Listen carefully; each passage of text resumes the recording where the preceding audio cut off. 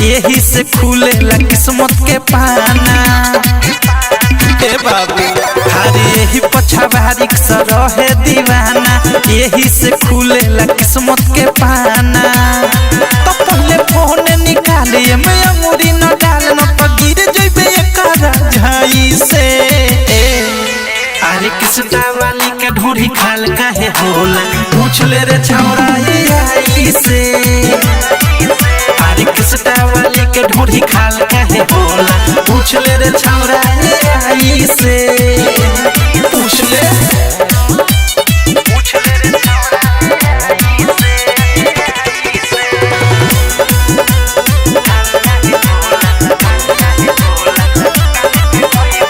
काने के गइबे त हो जइबे बही, फीता से नाप बाटे एक बीता गही।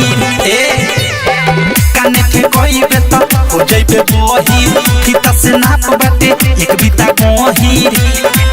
हेने आओ देते बानी सुझाव, तुला जाता रे का बड़का भाई से रे।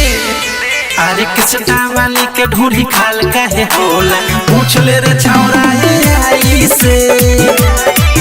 अरे किसटा वाली के ढोरी खाल काहे होला, पूछ ले रे छौरा आई से। पूछ ले रे छौरा। म्यूजिक बाय विकेश भोजपुरिया।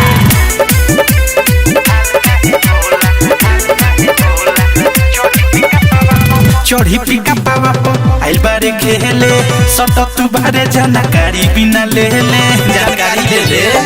चढ़ी पिका पावा आइल बारे खेले, सट तू बारे जानकारी बिना ले ले। सुन प्रेमिया देश तू तो हो जइबे रेस, तनी डहरे एकरा गहराई से रे।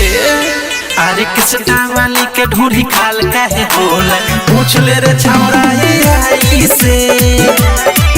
अरे किसटा वाली के ढोरी खाल काहे होला, पूछ ले रे छौरा आई से।